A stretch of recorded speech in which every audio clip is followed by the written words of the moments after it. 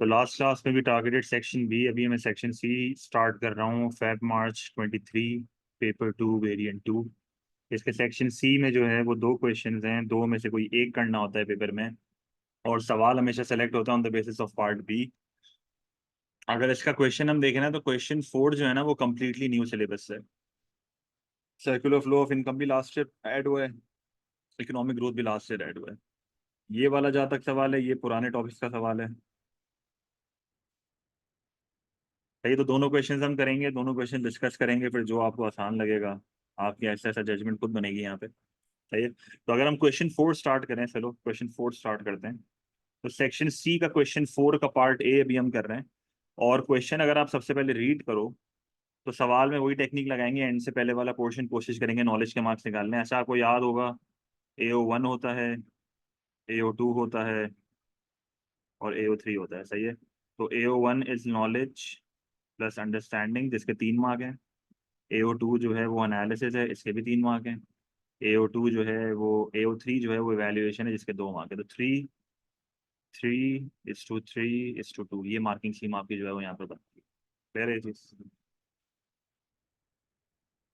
सही है। तो जब हम क्वेश्चन 4 की बात करते हैं, तो चलो स्टार्ट करते हैं। थोड़ा फ्लो में मैं जा रहा हूँ। Explain the circular flow of income in a closed economy. अच्छा, क्लोज्ड इकोनॉमी क्या होती है? जहाँ पर एक्स माइनस एम नहीं होता। क्लोज्ड इकोनॉमी क्या होती है? जहाँ पर एक्स माइनस एम नहीं होता, जहाँ पर एक्सपोर्ट इंपोर्ट नहीं होता। And consider the extent to which circular flow of income changes as an economy becomes an open economy। तो पहले क्लोज इकोनॉमी थी जिधर एक्स माइनस एम नहीं था, ट्रेड नहीं थी, इंटरनेशनल सेक्टर नहीं था। अब ओपन इकोनॉमी बन गई है, जहाँ पर ट्रेड भी आ गई है, इंटरनेशनल सेक्टर भी आ गया, एक्स माइनस एम भी आ गया। सही है। तो अगर हम इस आंसर को कंस्ट्रक्ट करना स्टार्ट करें, तो यहाँ पर आप जो है वो सबसे पहले आपको क्या करना होगा, यहाँ पर सबसे पहले आपको डिफाइन करना होगा सर्कुलर फ्लो ऑफ इनकम। सही है।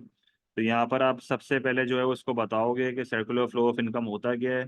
तो सर्कुलर फ्लो ऑफ इनकम जो है हमें ये बताता है किस तरीके से हाउस होल्ड्स और मल्टीपल सेक्टर्स के बीच में पैसा जो है वो रोल कर रहा होता है, सर्कुलेट कर रहा होता है। तो आप उसको ये समझाओगे कि भाई 3 मेन सेक्टर्स होते हैं। एक आपका हाउस होल्ड सेक्टर होता है, फिर एक आपका बिजनेस सेक्टर होता है जो कि फर्म्स होती हैं, और एंड में आपका जो है वो आता है गवर्नमेंट सेक्टर, जो कि आपकी टैक्सेस और गवर्नमेंट स्पेंडिंग। क्योंकि मैं यहाँ पर बात कर रहा हूँ आपसे क्लोज्ड इकोनॉमी के बारे में, तो सबसे पहले तो यहाँ पर मैंने सिर्फ क्लोज्ड की बात करी है, क्योंकि एक क्लोज्ड इकोनॉमी में ये 3 तरह के प्लेयर्स जो हैं वो पाए जाते हैं, that is house hold, firms and government. ठीक है। फिर आपको यहाँ पर ये भी पता होना चाहिए कि एक क्लोज्ड इकोनॉमी में जो है वो इंजेक्शंस होती हैं। इंजेक्शंस वो चीज होती हैं जो आपके सर्कुलर फ्लो ऑफ इनकम में पैसों की रोलिंग को बढ़ा देती है। और इंजेक्शंस एक क्लोज्ड इकोनॉमी में क्या क्या होती हैं? सबसे पहली इंजेक्शन जो है वो आपकी होती है इन्वेस्टमेंट। सही है। और दूसरे नंबर पे आपका जो यहाँ पर इंजेक्शन आता है इन अ क्लोज्ड इकोनॉमी, वो आपकी आती है गवर्नमेंट की स्पेंडिंग। तो जब हम गवर्नमेंट की स्पेंडिंग की बात करते हैं, तो ये भी एक इंजेक्शन है, क्योंकि इससे भी आपकी रोलिंग ऑफ मनी बढ़ती है, सर्कुलेशन ऑफ मनी बढ़ती है। फिर आप उसको जो है वो बताओगे लीकेजेस के बारे में। सही है। फिर आप उसको जो है वो बताओगे लीकेजेस के बारे में। लीकेजेस को पेपर में दूसरे लफ्जों में वो विड्रॉल्स भी कहता है। सही है। और विड्रॉल्स का वेरिएबल डब्ल्यू होता है। और आपको यहाँ पर ये पता होना चाहिए विड्रॉल्स कौन कौन से, ये वो चीजें होती हैं जो कि कंजम्पशन में खर्च नहीं हो रही, बल्कि सर्कुलर फ्लो से विड्रॉ हो रही हैं। तो एक यहाँ पर आ जाता है सेविंग, दूसरा यहाँ पर आपका आ जाता है टैक्स, जो कि गवर्नमेंट के पास चले जाता है। तो ये आपने उसको क्लोज इकोनॉमी की नॉलेज दी। फिर आपने एंड में उसको बताया कि यार एक क्लोज इकोनॉमी में जो है वो इक्विलिब्रियम इनकम कैसे आती है, जो मैक्रो इकोनॉमिक इक्विलिब्रियम होता है वो यहाँ पर किस तरीके से आ रहा होता है। तो वहां पर आप उसको ये चीज बताओगे कि यार in a closed economy, investment plus government की स्पेंडिंग, जो कि हमारी इंजेक्शन होती है, ये इक्वल होती है हमारे विड्रॉल्स के, that is saving plus taxation. तो ये आपका मैक्रो इकोनॉमिक इक्विलिब्रियम होता है इन अ क्लोज्ड इकोनॉमी। क्लियर है ये चीज? कोई मसला? ये आपका ना नॉलेज है अब तक, ये AO1 है, ये आपकी नॉलेज है सारी। फिर इसने आगे क्या बोला हुआ है? इसने यहाँ पर आगे बोला हुआ है, हाँ आप ये भी कह सकते हो कि income is equals to aggregate expenditure है, पर यहाँ पर हम इंजेक्शन विड्रॉल से देख रहे हैं, क्योंकि यहाँ पर आसान हो जाएगा, क्योंकि हम एक्स माइनस एम को फिर यहाँ पर ऐड कर रहे होंगे ना। सही है। अच्छा, उसके बाद जो है वो आपके पास ये कह रहा है सर्कुलर फ्लो ऑफ इनकम में क्या चेंज आएगा जब ये इकोनॉमी ओपन हो जाएगी। तो सबसे पहले तो आप उसको ये बताओ कि भाई जब ये इकोनॉमी ओपन होगी, तो पहले तो उसको ओपन इकोनॉमी के बारे में बताओ। उसको बोलो देखो, जब एक इकोनॉमी ओपन होती है ना, तो उस इकोनॉमी में एक और सेक्टर ऐड हो जाता है, और वो कौन सा सेक्टर होता है? इंटरनेशनल सेक्टर होता है। कौन सा सेक्टर होता है? International sector. सही है। और फिर आप उसको बताओ कि एक ओपन इकोनॉमी में एक इंजेक्शन और ऐड होता है, दैट इज एक्सपोर्ट का टोटल रेवेन्यू। तो एक्स ब्रैकेट में TR लिखा हुआ है, टोटल रेवेन्यू। ये आपका एक और इंजेक्शन जो है वो यहाँ पर ऐड हो गया। और साथ में जो है यहाँ पर आपके पास जो है वो एक और जो है वो विड्रॉल ऐड होता है, लीकेज ऐड होता है, दैट इज इम्पोर्ट का एक्सपेंडिचर, क्योंकि पैसा मुल्क से बाहर जा रहा होता है। तो यहाँ पर आप लिखोगे विड्रॉल। सही है। तो एक इंजेक्शन और एक विड्रॉल हमारे पास और आ गया। फिर आप उसको बोलो कि अब आपका जो इक्विलिब्रियम लेवल ऑफ इनकम है, जो आपका मैक्रो इकोनॉमिक इक्विलिब्रियम इकोनॉमी का बन रहा है, वो आपका कुछ इस तरीके से बन रहा है कि अब सिनेरियो थोड़ा चेंज हो गया है। अब इन्वेस्टमेंट, गवर्नमेंट की स्पेंडिंग और एक्सपोर्ट, ये आपके इंजेक्शंस हैं, which will be equals to saving plus taxes plus import. तो injections are equals to withdrawal. अभी भी मैक्रो इकोनॉमिक इक्विलिब्रियम आपका चल रहा है। ये आपने उसको AO1 और AO2 के बारे में सब बता दिया कि क्लोज्ड इकोनॉमी तो ये इक्विलिब्रियम था, ओपन इकोनॉमी है तो ये इक्विलिब्रियम है। सवाल अब वापस देखो, ये कह रहा है एक्सटेंट टू विच। सही है। ये आपसे कह रहा है एक्सटेंट टू विच जो है, जो आपका चेंज होता है। सही है। किस हद तक आपके जो है वो सर्कुलर फ्लो में चेंज आता है। अब यहाँ पर मुझे वैल्यूएशन बताओ, किस हद तक चेंज आता है, ये कैसे डिटरमिन होगा कि X माइनस M से मेरे सर्कुलर फ्लो ऑफ इनकम में कितना बड़ा चेंज आता है, ये कैसे पता चलेगा?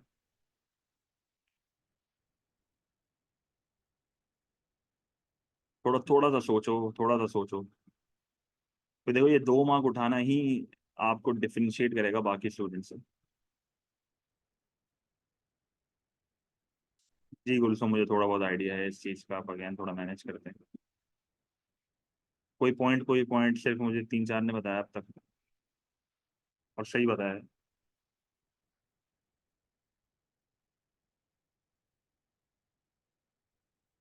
देखो, मेजोरिटी जो पॉइंट्स मुझे अब आ रहे हैं ना, वो ये आ रहे हैं कि इंटरनेशनल ट्रेड कितना है।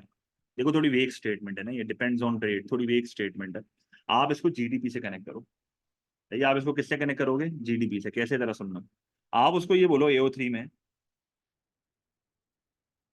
सबसे पहले तो आप उसको बोलो what is the importance of X-M even if the economy is open। भाई, इकोनॉमी अगर ओपन हो गई है, इकोनॉमी अगर ओपन हो भी गई है, तो X-M का प्रोपोर्शन कितना है? मतलब कितना % ऑफ GDP है? ये भी तो क्वेश्चन मार्क है। अगर मेरी इनकम जो कि ट्रेड से आ रही है, वो सिर्फ 5% ऑफ GDP है, तो नो मेजर चेंज, क्योंकि मेरे सर्कुलर फ्लो पे इतना अफेक्ट नहीं पड़ेगा। पर अगर ये 50% ऑफ GDP है, तो फिर मेरे सर्कुलर फ्लो पे जो है वो मेजर चेंज आ रहा होगा।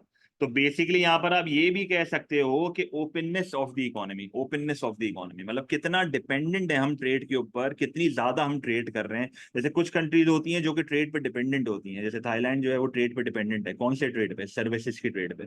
X-M open economy. सही है।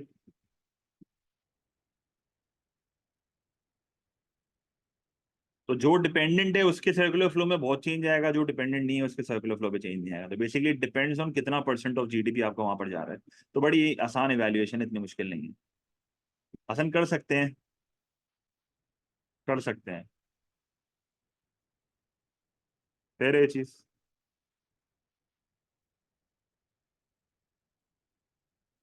अच्छा, फिर उसके बाद जो है अगर आप पार्ट बी देखो इसका, तो पार्ट बी क्या कह रहा है?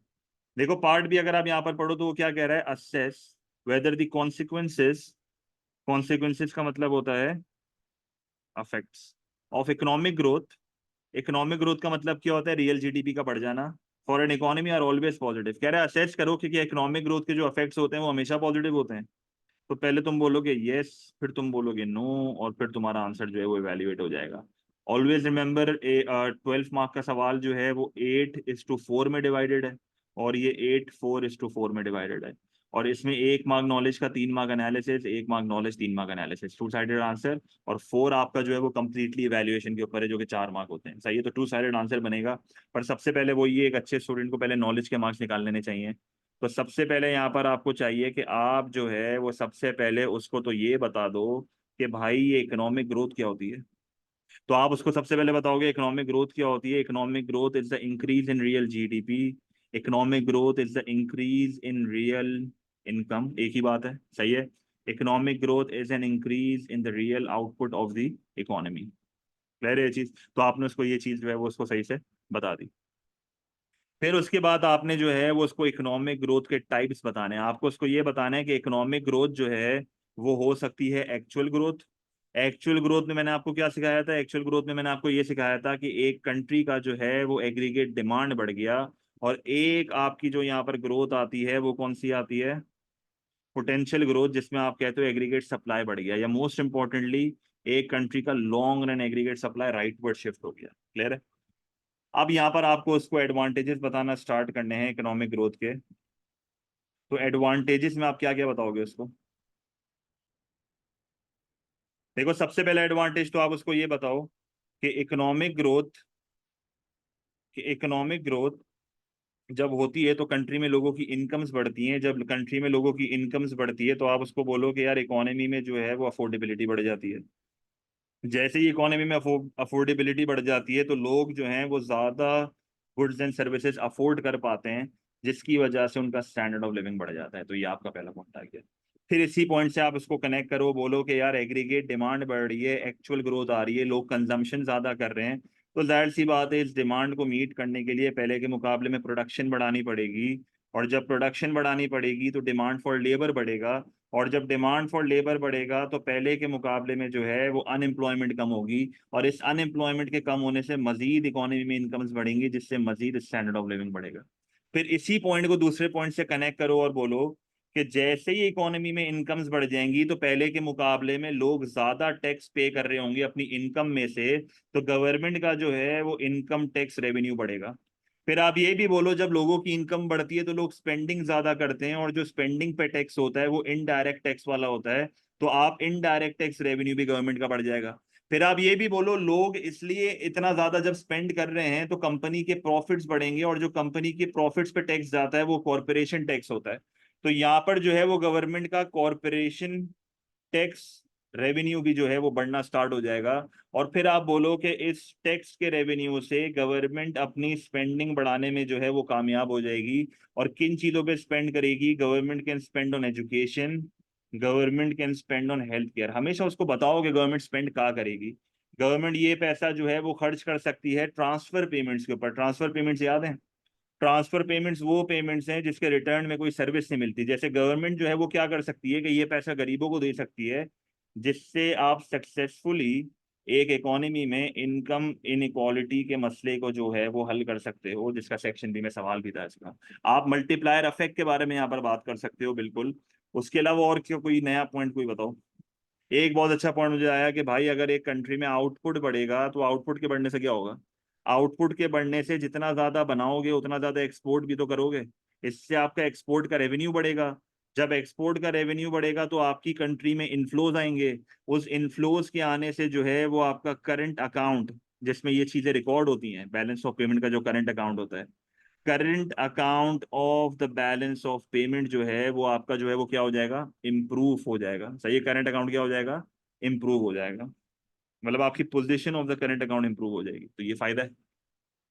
और आप ये भी कह सकते हो, बहुत अच्छा पॉइंट है, कि भाई अगर एक कंट्री में रियल जीडीपी ज्यादा है, एक कंट्री में रियल इनकम ज्यादा है, इसका मतलब उस इकोनॉमी में जो है वो बिजनेस कॉन्फिडेंस ज्यादा है, कंज्यूमर कॉन्फिडेंस ज्यादा है।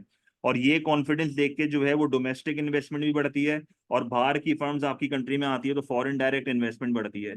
इसका मतलब बाहर कंट्री से मल्टीनेशनल्स आएंगी और आपकी कंट्री में पैसा लगाएंगी, फैक्ट्री लगाएंगी, तो ये आपकी कंट्री के लिए एक फायदा है। सही है? अब आप उसको ऑन दी अदर एंड बोलोगे कि नहीं यार, जिधर इकोनॉमिक ग्रोथ फायदा पहुंचाती है उधर नुकसानात भी इसके बहुत होते हैं। सही है? नुकसान इसके क्या है? देखो, सबसे पहला नुकसान तो आपके सामने ही है कि ये जब एग्रीगेट डिमांड बढ़ेगी तो इस एग्रीगेट डिमांड के बढ़ने से शॉर्टेज होगी, और इस शॉर्टेज की वजह से इकोनॉमी में जो है वो पहले के मुकाबले में प्राइस लेवल बढ़ जाएगा। और इस प्राइस लेवल के बढ़ने से जो इन्फ्लेशन आएगी उस इन्फ्लेशन को क्या बोलते हैं? Demand pull inflation. सही है? इकोनॉमी में एक इन्फ्लेशनरी प्रेशर आ जाएगा। इन्फ्लेशनरी प्रेशर का मतलब है कि भाई प्राइजेस के ऊपर जो है वो एक अपवर्ड प्रेशर आ रहा होगा। क्लियर है? उसके अलावा देखो एक और अच्छा पॉइंट आया कि भाई अगर इकोनॉमी में इकोनॉमिक ग्रोथ हो रही है पर पहले के मुकाबले में लोगों को ज्यादा काम करना पड़ रहा है, लॉन्गर वर्किंग आवर्स अगर होंगे, अगर जो है वो लोगों का पहले के मुकाबले में जो लेजर टाइम है, अगर लोगों का जो लेजर टाइम है वो कम हो रहा है, सही है, तो ये भी एक मसला है, क्योंकि इससे जो है वो आपकी क्वालिटी ऑफ लाइफ, इससे जो है वो आपकी क्वालिटी ऑफ लाइफ जो है वो खराब हो रही है।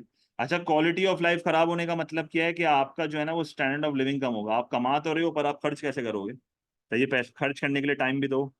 फिर एक और अच्छा पॉइंट यहाँ पर आप ये लिख सकती हो कि यार अगर ये ग्रोथ इसलिए आ रही है क्योंकि हम कैपिटल इंटेंसिव हो गए हैं, अगर ये ग्रोथ इसलिए आ रही है क्योंकि बिजनेसेस जो है वो मशीन्स को प्रेफरेंस दे रहे हैं ओवर लेबर, तो इसकी वजह से जो है वो टेक्नोलॉजिकल अनएम्प्लॉयमेंट आ सकती है। वर्कर जो है वो निकल जाएंगे काम से क्योंकि टेक्नोलॉजी उनको रिप्लेस कर लेगी, तो इससे जो है वो इकोनॉमी में फिर वापस इनकम्स जो है वो कम होना स्टार्ट हो जाएंगी। क्लियर है ये चीज? अगर एडी बहुत ज्यादा बढ़ गया तो गवर्नमेंट के दूसरे ऑब्जेक्टिव्स पूरे नहीं होंगे, ये भी एक बहुत अच्छा पॉइंट है। आप उसको ऊपर वाले पॉइंट से कनेक्ट कर सकते हो कि ये आपके प्राइस स्टेबिलिटी वाले ऑब्जेक्टिव से जो है वो कॉन्फ्लिक्ट करेगा क्योंकि इन्फ्लेशन आ रही है। क्लियर है ये चीज? अच्छा, आप ये भी कह सकते हो कि भाई अगर इकोनॉमी में लोगों की इनकम्स बढ़ रही हैं, अगर लोग बहुत ज्यादा पैसा कमा रहे हैं, तो फिर वो इम्पोर्टेड कंजम्पशन भी तो बढ़ाएंगे। ये अच्छा पॉइंट है। और जब इम्पोर्टेड कंजम्पशन जो है वो आपकी बढ़ जाएगी, तो जिधर आपका उधर करंट अकाउंट पहले इंप्रूव हो रहा था, यहाँ पर आपकी करंट अकाउंट की पोजीशन अब क्या हो रही है? वर्सन हो रही है। तो फिर यहाँ पर आपका बैलेंस ऑफ पेमेंट स्टेबिलिटी वाला ऑब्जेक्टिव पूरा नहीं होगा। और कोई पॉइंट? अच्छा, नहीं, थोड़ा वीक पॉइंट है। अच्छा, एक और बहुत अच्छा पॉइंट यहाँ पर मुझे मिल गया कि भाई रैपिड इकोनॉमिक ग्रोथ अगर हो रही है, रैपिड इकोनॉमिक ग्रोथ से क्या होगा? भाई रैपिड इकोनॉमिक ग्रोथ से ये होगा कि आपके रिसोर्सेज जो है वो जल्दी जल्दी खत्म हो रहे होंगे, आपके रिसोर्सेस एक्सप्लॉइट हो रही होंगी, एक्सप्लॉइटेशन ऑफ रिसोर्सेस। सही है। आपके जो नॉन रिन्यूएबल रिसोर्सेज हैं, आपके जो नॉन रिन्यूएबल रिसोर्सेज हैं वो क्या हो रही होंगी? वो डिप्लीट हो रही होंगी, तो डिप्लीशन ऑफ रिसोर्सेज, ये जो है वो अनसस्टेनेबल ग्रोथ होगी। अनसस्टेनेबल ग्रोथ का मतलब है फ्यूचर जनरेशन्स के लिए तो कुछ बचेगा ही नहीं। सही है, तो आप अनसस्टेनेबल ग्रोथ को इस तरीके से लिंक करो कि आप उसको बताओ फ्यूचर जनरेशन्स के लिए जो है वो कुछ हिस्सा बचेगा ही नहीं। मेरे ख्याल में बहुत पॉइंट हो गए, अगर और कोई आ रहा हो तो बता दो। एक्सटर्नल कॉस्ट, अच्छा एक्सटर्नल कॉस्ट कैसे बढ़ेगी? बिल्कुल, अगर ये ग्रोथ इसलिए आ रही है क्योंकि इंडस्ट्रियलाइजेशन हो रही है। इंडस्ट्रियलाइजेशन का मतलब क्या है? अगर हैवी फैक्ट्रीज लग रही हैं, तो उस हैवी फैक्ट्रीज लगने की वजह से पोल्यूशन बढ़ेगा, पोल्यूशन बढ़ने की वजह से आपका जो एनवायरनमेंट पे डैमेज है, जो एनवायरमेंटल डैमेज है, वो बढ़ना स्टार्ट हो जाएगा। फिर ऐसी ग्रोथ का फायदा इतना ज्यादा नहीं होगा क्योंकि आपकी इकोनॉमी में एक्सटर्नल कॉस्ट बढ़ रही होंगी, आपकी इकोनॉमी में जो है वो लोगों की हेल्थ खराब हो रही होगी, आपकी इकोनॉमी में लोगों की लाइफ एक्सपेक्टेंसी गिर रही होगी, तो इससे स्टैंडर्ड ऑफ लिविंग जो है वो कम हो जाएगा। फिर उमर बेटे वो इन्फ्लेशन वाले पॉइंट में लिख दिया ना। एक और अच्छा पॉइंट है कि भाई जरूरी थोड़ी है कि सबकी ग्रोथ आ रही हो, अनइवन डिस्ट्रीब्यूशन भी तो हो सकती है।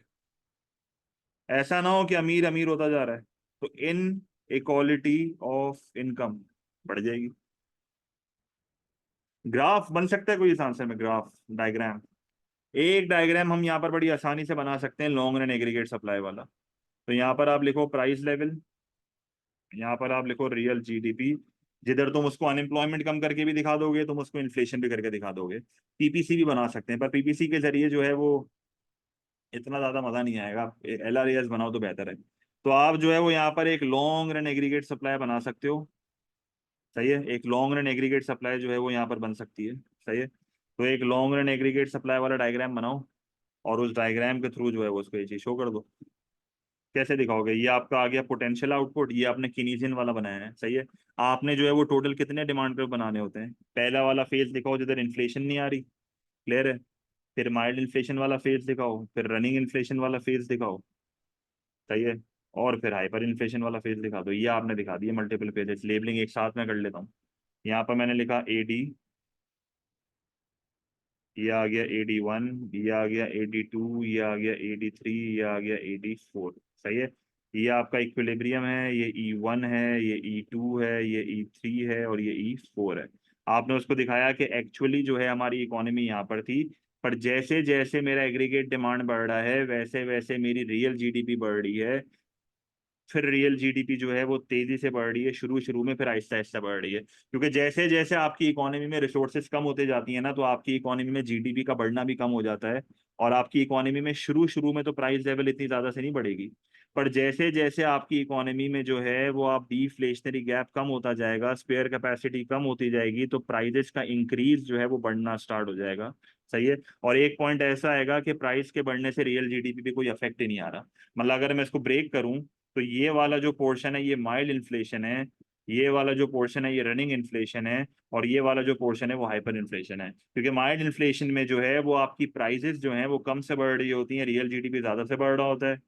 रनिंग इन्फ्लेशन में प्राइसेस ज्यादा से बढ़ती हैं, रियल जीडीपी कम से बढ़ता है। और हाइपर इन्फ्लेशन में प्राइस बढ़ती है, रियल जीडीपी पे कोई इफेक्ट ही नहीं आ रहा होता। तो ये सबसे ज्यादा हार्मफुल सिचुएशन होती है इकोनॉमी के लिए। ये सवाल।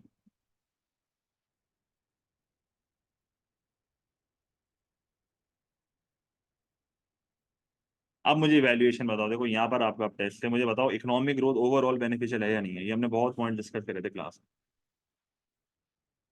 थोड़ा दिमाग पे जोर डालो।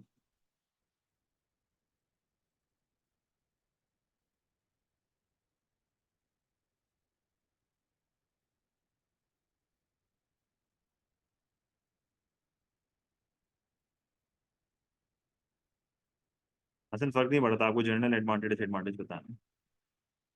भाई इकोनॉमिक ग्रोथ बेनिफिशियल है या नहीं, कोई कह रहे हैं डिफ्लेशनरी गैप बहुत वीक पॉइंट है, और बताओ। Depends on the resources of the economy, same बात है जो उसने बोली डिफ्लेशनरी गैप। और बताओ, कोई और अच्छा पॉइंट बताओ। ग्रोथ रेट कितना है, ठीक है। और depends on the cost and benefits. Sustainability of growth, देखो ये अच्छा पॉइंट है असन का, सस्टेनेबिलिटी ऑफ ग्रोथ कितनी सस्टेनेबल है। अभी ये बेटा कॉस्ट एंड बेनिफिट्स क्या है, एलैबोरेट तो करो। और किन चीजों पे डिपेंड करता है, बट डिपेंड बता दो किन चीजों पे करता है। एक ने बोला डिफ्लेशनरी गैप, एक ने बोला सस्टेनेबिलिटी पे, और कॉस्ट एंड बेनिफिट्स पे डिपेंड करते हुए गई है, इसको एक्सप्लेन तो करो फिर। टाइप ऑफ ग्रोथ लिख सकते हैं, टाइप ऑफ ग्रोथ, कि भाई एक्चुअल ग्रोथ है या पोटेंशियल ग्रोथ है, ये भी तो क्वेश्चन मार्क है।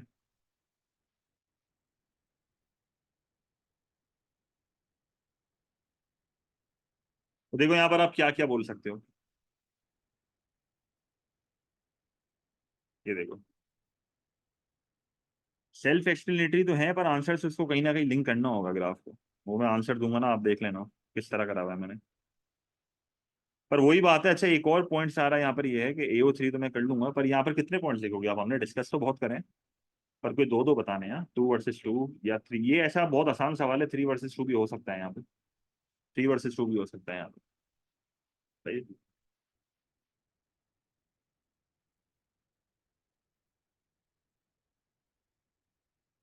अब आ जाए वैल्यूएशन पर, बताओ क्या होगा भाई। मैंने क्या बोला, डिपेंड्स ऑन। अब एक एक करके मैं बता रहा हूँ, सुनना जरा। पहला पॉइंट, बेनिफिट्स इक्वली शेयर हो रहे हैं या नहीं हो रहे, पहला पॉइंट। अनइवन तो नहीं है, ये पहला पॉइंट है। दूसरा, एक्सटेंट ऑफ कैपिटल इंटेंसिव, किस हद तक कैपिटल इंटेंसिव है, क्योंकि देखो एक बात तो क्लियर है, ग्रोथ के लिए टेक्नोलॉजी तो चाहिए। कितनी कैपिटल इंटेंसिव है, और उस कैपिटल इंटेंसिव की वजह से जो अनएम्प्लॉयमेंट हो रही है वो कितनी है, क्या बर्दाश्त के लायक है। क्योंकि ग्रोथ करनी है, मुल्क को आगे बढ़ाना है, तो अनएम्प्लॉयमेंट तो होगी। फिर आप बोलो कि भाई कितनी सस्टेनेबल है, क्योंकि ये बहुत इंपॉर्टेंट है यहाँ पे, सस्टेनेबल कितनी है। भाई शॉर्ट टर्म ग्रोथ तो नहीं है। शॉर्ट टर्म ग्रोथ का मतलब क्या है, कि तुमने रिसोर्सेज को एक्सप्लॉइट करा, नॉन रिन्यूएबल रिसोर्सेज को खत्म कर दिया, तो ऐसी ग्रोथ का तो फायदा ही नहीं है। इक्वली शुरू होने का मतलब है अनइवन डिस्ट्रीब्यूशन ऑफ इनकम तो नहीं है। सही है। एक और पॉइंट तुम यहाँ पर ये ले सकते हो कि what is the type of this growth. भाई क्या टाइप है, टाइप ऑफ ग्रोथ क्या है। शॉर्ट रन है, मतलब बेसिकली कहना ये चाह रहा हूं, एक्चुअल है या पोटेंशियल है। अगर मेरी इकोनॉमी में डिफ्लेशनरी गैप बहुत ज्यादा है तो फिर एक्चुअल ग्रोथ। पर अगर डिफ्लेशनरी गैप बहुत कम है तो पोटेंशियल ग्रोथ। देखो किस तरीके से डिफ्लेशनरी गैप वाले पॉइंट को इनकॉर्पोरेट किया। अगर इकोनॉमी में स्पेयर कैपेसिटी बहुत है तो फिर पोटेंशियल ग्रोथ का फायदा ही नहीं है, पहले एक्चुअल को तो ग्रो करो। पर अगर डिफ्लेशनरी गैप बहुत कम है, इकोनॉमी में स्पेयर कैपेसिटी बहुत कम है, तो उस टाइम पे आपको पोटेंशियल ग्रोथ चाहिए। फिर आप ये भी कह सकते हो कि सबसे बेस्ट केस सिनेरियो क्या है, सबसे best case scenario is prolonged growth. Prolong growth का मतलब समझते हो कि कंट्री का एक्चुअल भी बढ़ना चाहिए। पीपीसी के थ्रू देखो, रफ डायग्राम बना रहा हूं। कंट्री का एक्चुअल भी बढ़े और साथ में पोटेंशियल भी बढ़े, प्रोलॉन्ग ग्रोथ होनी चाहिए, एक्चुअल भी बढ़े पोटेंशियल भी बढ़े, दोनों साथ साथ बढ़े। सबसे बेस्ट केस सिनेरियो कंट्री के लिए ये होता है। सही है। और एंड में आप बोलो गवर्नमेंट का ऑब्जेक्टिव क्या है, क्या उसको सिर्फ इकोनॉमिक ग्रोथ चाहिए, क्या उसको अपनी कंट्री में जो है वो सिर्फ जो है वो बेसिकली क्वांटिटी ऑफ गुड्स ही बढ़ाना है, या उसको इकोनॉमिक ग्रोथ के जरिए अपना एक और ऑब्जेक्टिव अचीव करना है, that is economic development. Economic development का मतलब होता है कि एक कंट्री की क्वालिटी ऑफ लाइफ बढ़ जाए। अगर तो तुम सिर्फ क्वांटिटी ऑफ गुड्स बढ़ाना चाह रहे हो फिर तो मसला नहीं है इतना ज्यादा। पर अगर तुम साथ में इकोनॉमिक डेवलपमेंट भी करना चाह रहे हो तो तुम्हें टाइप ऑफ ग्रोथ पे बहुत ज्यादा ध्यान देना है, तुम्हें रिसोर्सेज को बहुत केयरफुली यूज करना है, क्योंकि इकोनॉमिक ग्रोथ के बाद ही इकोनॉमिक डेवलपमेंट हो सकती है। इकोनॉमिक डेवलपमेंट का प्री रिक्विजिट ग्रोथ है। पर कभी कभार अगर ग्रोथ गलत तरीके से हो रही है तो फिर इकोनॉमिक डेवलपमेंट कभी भी नहीं हो सकती। अगर तुम्हारा ऑब्जेक्टिव सिर्फ इतना है कि तुम्हें क्वांटिटी ऑफ आउटपुट बढ़ाना है इकोनॉमी में तो फिर ठीक है। पर अगर तुम्हें इकोनॉमिक डेवलपमेंट करनी है और लोगों की क्वालिटी ऑफ लाइफ बढ़ानी है तो तुम्हें सस्टेनेबिलिटी पे बहुत ज्यादा ध्यान देना है, तुम्हें अनएम्प्लॉयमेंट पे बहुत ज्यादा ध्यान देना है, तुम्हें जो है वो लोगों की वर्किंग कंडीशंस पे बहुत ज्यादा ध्यान देना है, तुम्हें जो है वो वर्किंग आवर्स पे बहुत ज्यादा ध्यान देना है। ये सारी चीजों पे ध्यान दोगे तो इकोनॉमिक ग्रोथ से डेवलपमेंट आएगी, वरना नहीं आएगी। ये भी एक बहुत अच्छा पॉइंट है। डी देखो, इवैल्यूएशन में 2 पॉइंट्स तो बताना ही होते हैं ना, एनी 2 पॉइंट्स, एनी 2 पॉइंट्स। तो सिर्फ डिफ्लेशनरी गैप लिखते तो उसमें 2 मार्क मिलते, पूरे मार्क थोड़ी मिलते। कोई 2 पॉइंट्स आपको सही से समझाने हैं। मतलब देखो ये ना, ये ओवरऑल कंक्लूड है, ये ओवरऑल मेरा आंसर कंक्लूड हो रहा है कि भाई मैं ओवरऑल अपना आंसर इस चीज पर डिपेंडेंट कर रहा हूँ, पर उसके ऊपर मैंने डिपेंड्स ऑन वाले भी तो पॉइंट्स लिखने हैं ना इतने सारे। ट्रेड से आ रही है ग्रोथ, हेविली डिपेंडेंट है, ये भी ये भी एक पॉइंट है कि भाई आपकी ग्रोथ क्या हो रही है, सारी का ट्रेड पे डिपेंडेंट है, तो फिर ये बहुत ज्यादा वल्नरेबल होगी। क्योंकि अगर कंट्री में कुछ भी उल्टी सीधी चीज होती है या दुनिया में कुछ भी उल्टी सीधी चीज होती है या किसी जिस कंट्री से आप ट्रेड कर रहे हो वहां पर कुछ होता है तो फिर आपके ऊपर बहुत ज्यादा इफेक्ट आएगा। हाँ, अगर स्लैक है इकोनॉमी, अगर स्लैक नहीं है इकोनॉमी में तो फिर एक्चुअल ग्रोथ मसले कर देगी, इससे बेहतर पोटेंशियल ग्रोथ है। बिल्कुल, तो वही तो मैंने ऊपर बताया था ना। सही है। तो देखो बहुत आसान सवाल है, पॉइंट्स इसमें बहुत है। अगर इस सवाल में एक बच्चे के 12 में से 10 या 11 नहीं आते मिनिमम, तो फिर वो उसने पढ़ा नहीं है, क्योंकि उससे कम अगर आते हैं तो बहुत आसान, बहुत बहुत वो है, सिंपल क्वेश्चन है ये। ठीक है, क्लियर है।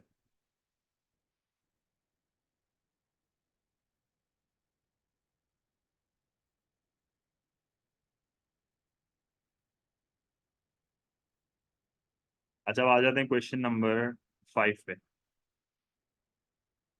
असल उससे कहीं बोला नहीं है ना मुझे, जब तक उसने बोला नहीं है तो इतना कोई फर्क नहीं पड़ता।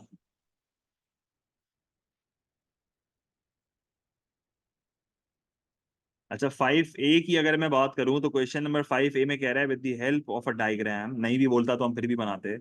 Explain what is meant by an appreciation of a floating exchange rate. Floating exchange rate वो सिस्टम होता है जहां पर डिमांड एंड सप्लाई के बेसिस पे करेंसी मेरी फिक्स होती है, और डिमांड एंड सप्लाई के बेसिस पे करेंसी डिटरमिन होती है, उसके फैक्टर्स होते हैं डिमांड एंड सप्लाई के।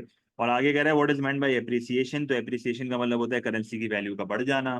फिर आगे कह रहा है consider whether a country can only benefit from the appreciation of its currency, yes no, क्योंकि बेनिफिट करती भी है बेनिफिट नहीं भी करती। तो नॉलेज के मार्क उठाने के लिए मैं सबसे पहले जो है वो उसको ये बता दूंगा कि भाई एप्रिसिएशन होती क्या है। सही है, नॉलेज के मार्क उठाने के लिए सबसे पहले मैं उसको ये बता दूंगा एप्रिसिएशन होती क्या है। तो व्हाट इज एप्रिसिएशन, एप्रिसिएशन का मतलब होता है जब एक कंट्री की एक्सचेंज रेट की जो वैल्यू है वो बढ़ जाती है, करेंसी की जो वैल्यू है वो बढ़ जाती है। और जब मैं बात करता हूँ फ्लोटिंग एक्सचेंज रेट सिस्टम की, तो फ्लोटिंग एक्सचेंज रेट सिस्टम वो सिस्टम होता है जो कि डिमांड एंड सप्लाई के बेसिस पे चल रहा होता है, तो उसकी आपको डेफिनेशन लिखनी है। एंड मोस्ट इंपॉर्टेंटली आपको एक्सचेंज रेट डिफाइन करना है the rate at which one currency, बिल्कुल, is exchange in terms of another currency.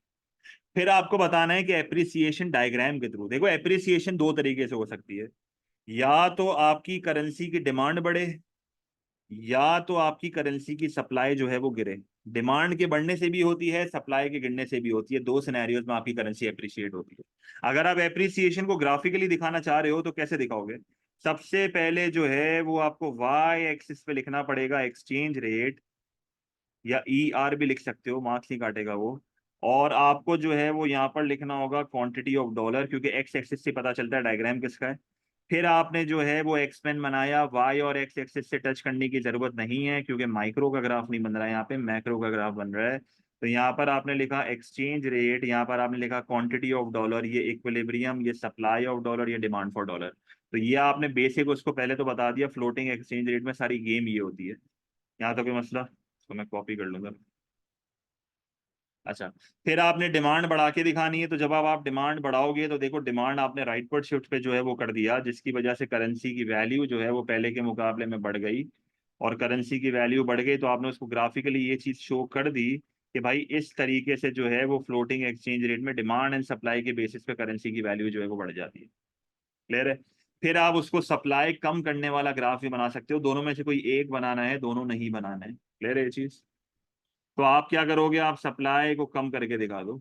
जब आप सप्लाई को कम करके दिखाओगे तो इससे भी जो है वो करेंसी की वैल्यू बढ़ रही है, देखो साफ साफ मुझे ग्राफिकली ये चीज नजर आ रही है। तो यहाँ पर भी आपने जो है वो एक्सचेंज रेट की वैल्यू को बढ़ा के दिखा दिया। ये सही बात। ठीक है, ये आपकी नॉलेज के मार्क्स पूरे हो गए।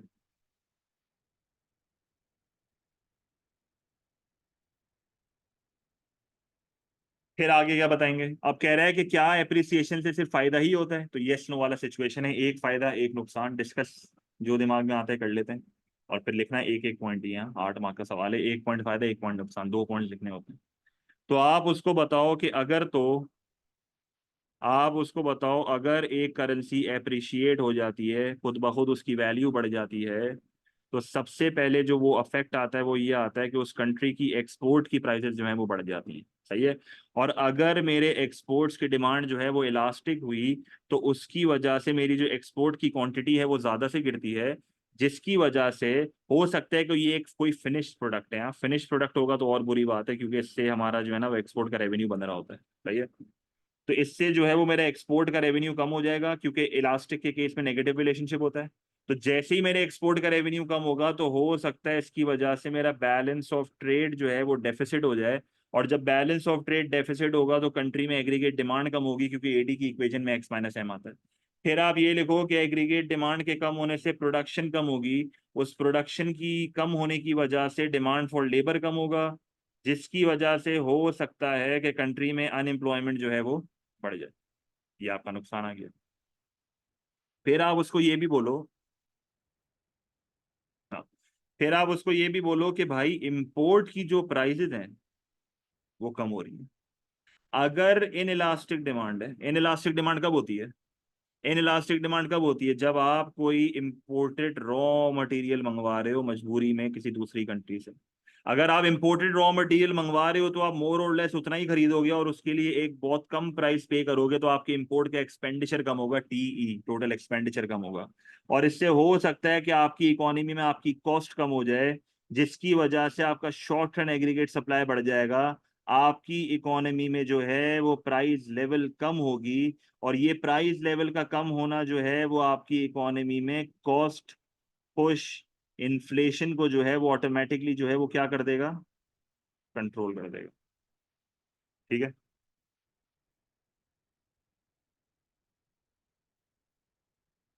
अच्छा, ये भी लिख सकते हैं यार, बहुत अच्छा पॉइंट है कि भाई अगर ट्रेड डेफिसिट हो रहा है और अगर इसकी वजह से एग्रीगेट डिमांड कम हो रही है, तो इससे भी तो इकोनॉमी में जो है वो प्राइस लेवल कम हो रही है। तो क्या मैं ये कह सकता हूं कि एप्रिसिएशन की वजह से जो है वो आपकी कंट्री में डिमांड पुल इन्फ्लेशन जो है वो कंट्रोल हो रही है? कह सकते हैं ना ये भी?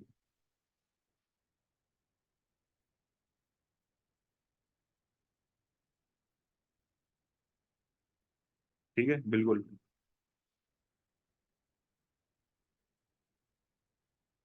तो देखो फायदे नुकसान खुद ब खुद वैसे बन गए। तो देखो क्या क्या पॉइंट है। एक तो आपका एक्सपोर्ट अनकम्पेरेटिव हो जाएगा, पहला पॉइंट तो मेरा ये था, अनकम्पेरेटिव हो जाएगा। यहाँ पर वर्ड अच्छे यूज करोगे ना तब बात बनेगी। मतलब बेसिकली आप यहाँ पर उसको बोलो अनकम्पेरेटिव। फिर आपने बोला कि कॉस्ट पुश कंट्रोल हो जाएगी, डिमांड पुल कंट्रोल हो जाएगी। सही है। एवेल्युएशन क्या होगी? एवेल्युएशन मुझे आधों से ज्यादा तो बता ही दी है, बता दो अगर वापस से। एवेल्युएशन क्या होगी? किस चीज पे डिपेंड करता है कि ओवरऑल बेनिफिट करेगा या नहीं करेगा? एक पॉइंट, हाँ ऊपर एक एक बात करेंगे, सारी बात पीईडी पे। तो आप बोलो इवैल्यूएशन में कि भाई एप्रिसिएशन से एक कंट्री को फायदा होगा या नहीं होगा, ये कंप्लीटली डिपेंड करता है पीईडी पे, और कोई सवाल ही पैदा नहीं होता है यहाँ पे। आप उसको बोलो अगर तो इनइलास्टिक डिमांड है तो फायदा है, पर अगर इलास्टिक डिमांड है तो नुकसान है। हमारा जो चल रहा है, मैं बेसिकली यहाँ पर रिवर्स मार्शल अंडर कंडीशन की बात कर रहा हूँ, याद है? ये थोड़े दिन पहले ही पड़ी थी।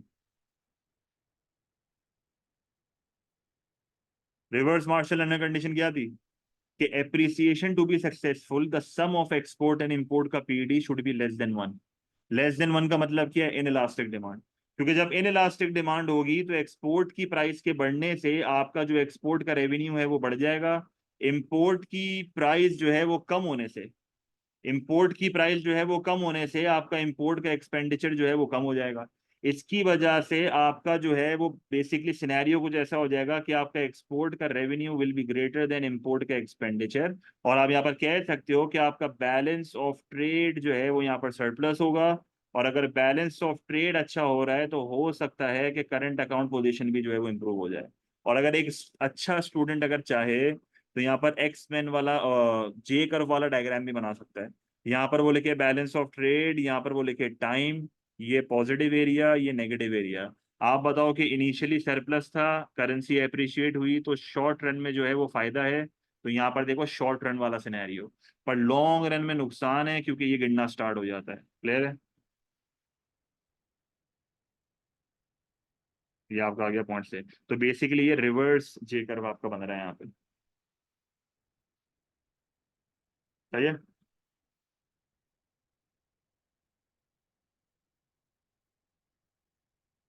क्योंकि शॉर्ट रन में जब इंपोर्ट की प्राइसेस कम होंगी, आपकी डिमांड इनइलास्टिक है, आप कम पे कर रहे होगे ना, तो इंपोर्टेड रॉ मटेरियल है तो एक्सपेंडिचर कम हो जाएगा आपका।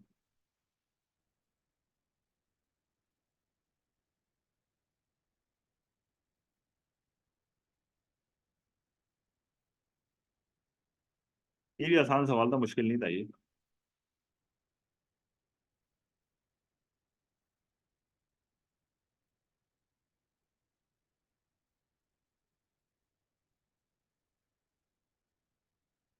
सबसे लास्ट क्वेश्चन, ये पढ़ना जरा, 12 मार्क का सवाल है वापस। Assess whether supply side policy are the most effective way to correct deficit on the current account of the balance of payment. सबसे पहला सवाल, क्या इस सवाल में दूसरी पॉलिसी बतानी है?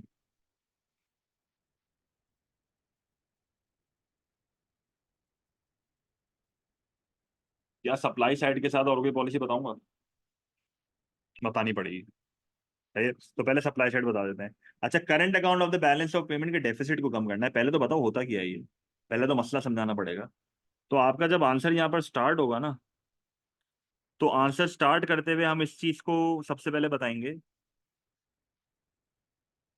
हम्म, तो आंसर स्टार्ट करते हुए जो है वो सबसे पहले मैं इस चीज को बताऊंगा कि भाई ये जो करंट अकाउंट डेफिसिट की तुम बात कर रहे हो, of the balance of payment का जो डेफिसिट है, उसका मतलब क्या है?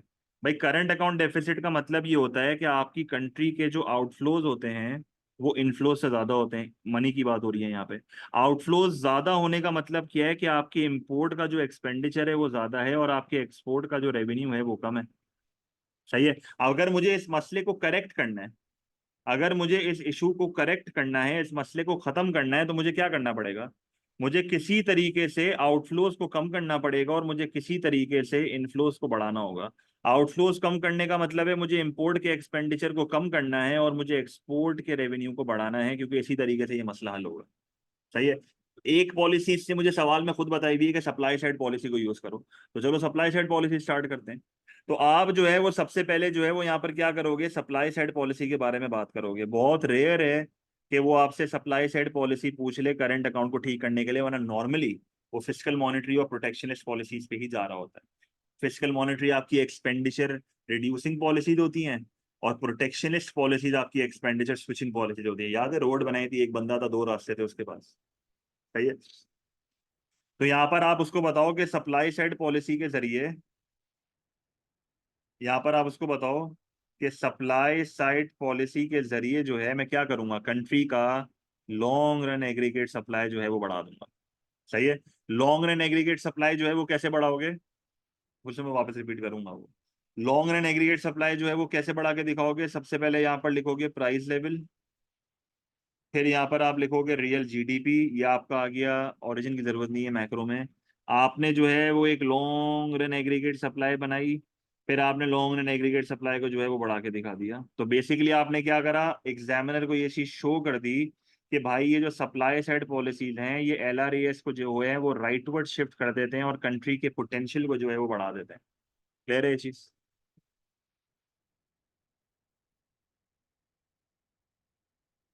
अच्छा, बेसिकली अब सप्लाई साइड पॉलिसी इस मसले को हल कैसे करेगी। देखो सप्लाई साइड पॉलिसी क्या करेगी कि आपके प्रोडक्ट्स को, क्योंकि देखो ये प्राइजेस कम करती है ना, तो सप्लाई साइड पॉलिसी जब इकोनॉमी में प्राइस लेवल कम करेगी तो वो आपके प्रोडक्ट्स को इंटरनेशनली कंपेरेटिव बना देगी। इंटरनेशनली कंपेरेटिव जब बना देगी तो इसके आपकी कंट्री का जो नेट एक्सपोर्ट्स है ना वो बढ़ना स्टार्ट हो जाएगा। और जो नेट एक्सपोर्ट जब बढ़ना स्टार्ट होगा तो इससे आपकी कंट्री का जो डेफिसिट है वो ऑटोमेटिकली कम होना स्टार्ट। अब ये कैसे करें, क्या पॉलिसीज हैं जो यहाँ पर मैं लगा सकता हूँ। सबसे पहले आप इस्तेमाल कर सकते हो यहाँ पर एजुकेशन एंड ट्रेनिंग का। एजुकेशन एंड ट्रेनिंग जब आप करोगे, एजुकेशन एंड ट्रेनिंग जब आप करोगे तो इससे क्या होगा, आप वर्कर की स्किल्स पे काम करोगे। इससे जो है वो पहले के मुकाबले में वर्कर की प्रोडक्टिविटी जो है वो बढ़ जाएगी। जैसे ही उसकी प्रोडक्टिविटी बढ़ेगी तो इकोनॉमी में कॉस्ट कम होगी। इकोनॉमी में कॉस्ट कम होगी तो पॉसिबली इकोनॉमी में जो एक्सपोर्टेड गुड्स हैं वो सस्ते होने शुरू हो जाएंगे। आप ये भी कह सकते हो कि जब लोग स्किल्ड होंगे, एजुकेटेड होंगे, तो इससे क्वालिटी ऑफ गुड्स भी बढ़ेगी।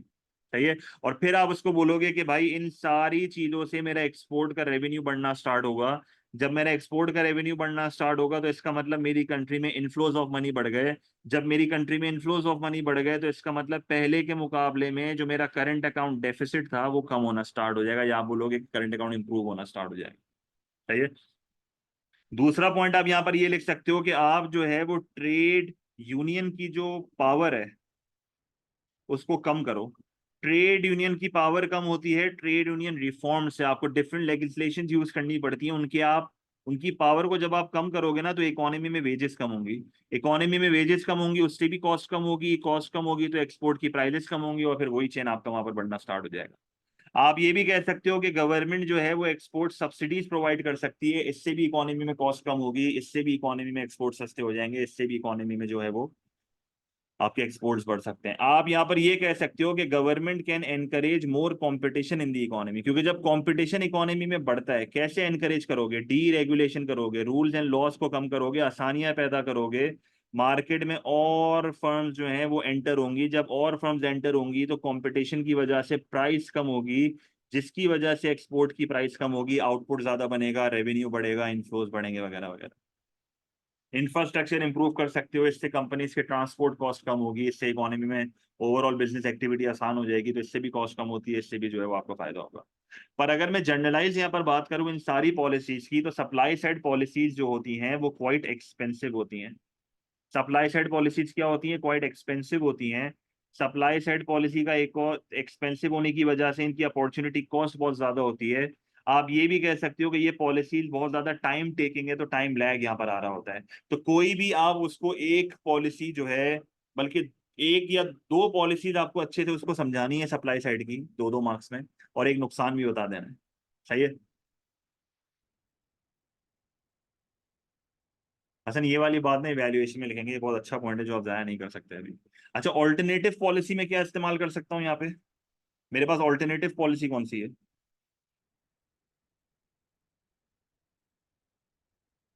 अब ऑल्टरनेटिव पॉलिसी का ना जरा इंट्रोडक्शन समझ लो। मेरे पास यहाँ पर ना दो ऑप्शन है। पहला ऑप्शन मेरे पास ये है कि मैं एक्सपेंडिचर रिड्यूसिंग पॉलिसी लगा दूं।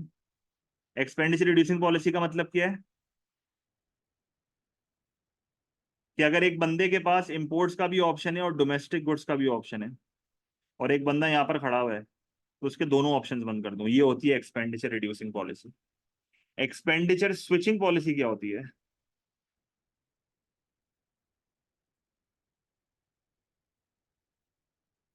कि भाई अगर फॉर एग्जांपल मैं कहता हूं कि एक बंदा यहाँ पर खड़ा हुआ है, उसके पास दो ऑप्शंस हैं, इंपोर्ट्स के और डोमेस्टिक के, सिर्फ ये रास्ता बंद कर दो तो वो घूम फिर के स्विच हो जाएगा डोमेस्टिक पे। तो दो ऑप्शन है, या तो मैं दोनों रास्ते बंद कर दूं या तो मैं एक रास्ता बंद करूं। ये डिपेंड करता है सिचुएशन के ऊपर भी, अब ये तो मैं इवैल्यूएशन में बताऊंगा। पर एक्सपेंडिचर रिड्यूसिंग पॉलिसी अगर आपको याद हो तो ये contractionary fiscal and monetary, expenditure dampening और रिड्यूसिंग एक बात होती है, सही है। डैम्पनिंग और रिड्यूसिंग एक बात होती है और स्विचिंग अलग है। तो स्विचिंग पॉलिसीज में आपकी प्रोटेक्शनिस्ट पॉलिसीज आ जाती हैं, जिसमें आपका टैरिफ आ जाता है, कोटाज आ जाते हैं, आपके एम्बार्गोज आ जाते हैं। और एक्सपेंडिचर रिड्यूसिंग या डैम्पनिंग पॉलिसी में आपकी contractionary fiscal and monetary policies आ जाती हैं, सही है। तो यहाँ पर मैं कॉन्ट्रैक्शनरी फिस्कल पॉलिसी इस्तेमाल कर रहा हूँ, लेट से मैं आपको मॉनेटरी पॉलिसी बता दूंगा किस तरीके से काम करेगी। पर मैं जो चूज कर रहा हूँ ना वो कॉन्ट्रैक्शनरी फिस्कल पॉलिसी है। जब मैं कॉन्ट्रैक्शनरी फिस्कल पॉलिसी की बात करता हूँ तो यहाँ पर मेरे पास दो टूल्स होते हैं, एक मेरे पास आता है टैक्सेशन और दूसरा मेरे पास आता है गवर्नमेंट की स्पेंडिंग, सही है। जब मैं टैक्सेशन की बात करता हूं तो मेरा सबसे पहला यहाँ पर टास्क ये होगा कि मुझे पहले के मुकाबले में इनकम टैक्स को बढ़ा देना चाहिए। तो जब मैं इनकम टैक्स को बढ़ाऊंगा तो लोगों की डिस्पोजेबल इनकम कम होगी, लोग पहले के मुकाबले में स्पेंड कम करेंगे, कंजम्पशन कम होगी। जब ये कंजम्पशन कम होगी तो ये सिर्फ डोमेस्टिक कंजम्पशन कम नहीं हो रही, ये इंपोर्टेड कंजम्पशन भी कम होगी और ये डोमेस्टिक कंजम्पशन भी कम होगी। तो इंपोर्टेड कंजम्पशन कम होगी तो इससे आपका डेफिसिट जो है वो ऑटोमेटिकली क्या हो जाएगा, कम। और डोमेस्टिक कंजम्पशन कम होगी तो इससे आपकी इकोनॉमी में एग्रीगेट डिमांड कम हो जाएगी, सही है। और अगर मैं यहाँ पर आपसे बात करता हूँ कॉरपोरेशन टैक्सेस की, तो कॉरपोरेशन टैक्स वो टैक्स होते हैं जो कंपनी के प्रॉफिट्स पे लगते हैं, तो उसको मैं बढ़ाऊंगा तो पहले के मुकाबले में जो कंपनी के प्रॉफिट्स होंगे, जो रिटेन्ड प्रॉफिट्स उन लोगों ने बचा के रखे हुए हैं, वो प्रॉफिट्स क्या हो जाएंगे, कम। वो प्रॉफिट्स जैसे ही कम हो जाएंगे तो उसकी वजह से क्या होगा, प्रॉफिट्स वो वैसे ही जैसे ही कम होंगे तो उसकी वजह से क्या होगा, आपकी इकोनॉमी में जो री इन्वेस्टमेंट है वो कम होगी। री इन्वेस्टमेंट कम होगी तो इसकी वजह से इकोनॉमी में एग्रीगेट डिमांड कम होगी, इकोनॉमी में जो है वो अनएम्प्लॉयमेंट बढ़ेगी, इकोनॉमी में मजीद इनकम्स कम होंगी, मजीद कंजम्पशन कम होगी, तो इससे आपकी इंपोर्टेड कंजम्पशन भी कम हो जाएगी, इससे आपकी डोमेस्टिक कंजम्पशन भी कम हो जाएगी। और गवर्नमेंट स्पेंडिंग की जहां तक बात है तो आप क्या कर सकते हो, गवर्नमेंट स्पेंडिंग को कम करो, इकोनॉमी में इनकम्स कम होंगी, इकोनॉमी में एग्रीगेट डिमांड कम होगा, ऑटोमेटिकली कंजम्पशन कम होगी, ऑटोमेटिकली इंपोर्ट्स कम हो जाएंगे। क्लियर है ये चीज।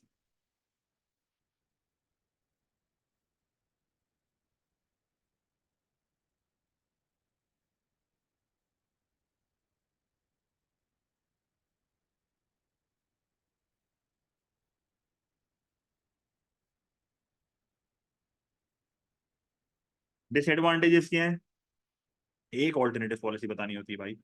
डिसएडवांटेजेस क्या है, टैक्स बढ़ाते रहोगे तो डिसइंसेंटिव होगा। डिसइंसेंटिव का मतलब है लोग जो हैं वो पहले के मुकाबले में डिमोटिवेट हो जाएंगे, काम करने का दिल नहीं चाहेगा, टैक्स इवेजन स्टार्ट हो जाएगी, लोग टैक्स अवॉइड करना शुरू कर देंगे। सोशल अनरेस्ट हो सकता है क्योंकि इकोनॉमी में जो है वो अनएम्प्लॉयमेंट हो रही है, सही है। क्राइम रेट बढ़ सकता है। ये सारे क्या होते हैं पता है आपको, अनइंटेंडेड कॉन्सिक्वेंसेस। अनइंटेंडेड कॉन्सिक्वेंसेस समझते हो, अनइंटेंडेड कॉन्सिक्वेंसेस मतलब होते हैं वो चीजें जो हमने सोची भी नहीं थी और वो हो गई, वो चीजें जो हमने सोची भी नहीं थी और वो हो गई। क्लियर।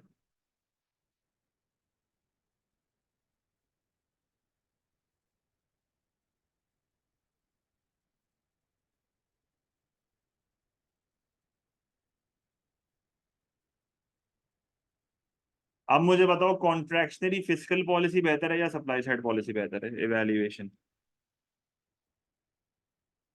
कोई एक नुकसान बताना होगा, जाहिर है ऊपर आंसर में दोनों का। अब बताओ कौन सी बेहतर है।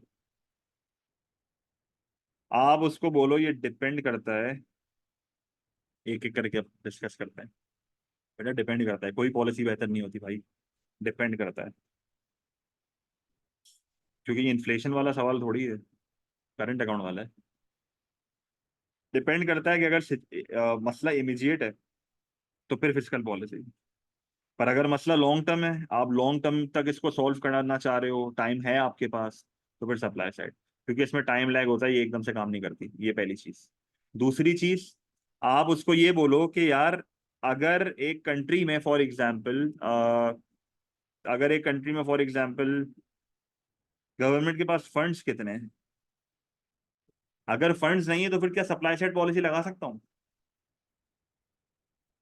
अगर फंड्स नहीं है तो सप्लाई साइड पॉलिसी थोड़ी लगा सकता हूँ, फिर तो फिस्कली लगानी पड़ेगी। फिर आप उसको ये बोलो कॉज ऑफ डेफिसिट क्या है। अगर कॉज ऑफ डेफिसिट ये है कि आपकी इकोनॉमी में गुड्स की क्वालिटी बेकार है, तो फिर तो तुम्हें सप्लाई साइड ही लगानी पड़ेगी ना। फिस्कल पॉलिसी लगा के तुम अपनी गुड्स की क्वालिटी कैसे इंप्रूव करोगे? अगर तुम्हारा डेफिसिट इसलिए है कि तुम्हारे प्रोडक्ट्स की क्वालिटी बेकार है, तो फिस्कल पॉलिसी लगा के क्या उखाड़ लोगे? कुछ नहीं उखाड़ सकते, सप्लाई साइड लगानी पड़ेगी। क्लियर है? आप ये भी कह सकते हो cost and the ease of implementing the policy. देखो गवर्नमेंट कितनी एफिशिएंट है, ये भी एक बहुत बड़ा क्वेश्चन है। अब पाकिस्तान की गवर्नमेंट की अगर आप एग्जांपल ले लो, तो हो सकता है कि वो सप्लाई साइड पॉलिसी इतना ज्यादा इफेक्टिवली ना लगा सकें, क्योंकि जनरली सप्लाई साइड लगाना जो है ना वो मुश्किल होता है।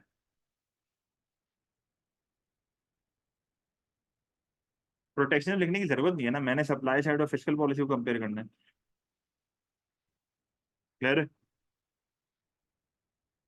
कोई भी दो पॉइंट्स आप लिख दोगे, आंसर कंक्लूड कर दो, एंड में किसी एक को सपोर्ट कर दो, बोलो सप्लाई साइड, मेरे हिसाब से सप्लाई साइड अच्छी है, ये कह सकते हो आप। सारे इश्यूज बता के बोलो, अगर परमानेंटली मसला हल करना है ना लॉन्ग टर्म तक, तो फिर supply side policy is the way to go. Clear है? तो ये हमारा सेक्शन सी था मार्च का। वही ना, प्रोटेक्शनिस्ट पॉलिसीज आ गई ना, वो हमने कंपेयर ही नहीं करा उसको। हमने तो कॉन्ट्रैक्शनरी फिजिकल और सप्लाई साइड को कंपेयर किया, एक्सपेंडिचर रिड्यूसिंग पॉलिसी यूज करी। सही है? तो ये बेसिकली हमारा था सेक्शन सी ऑफ मार्च 23।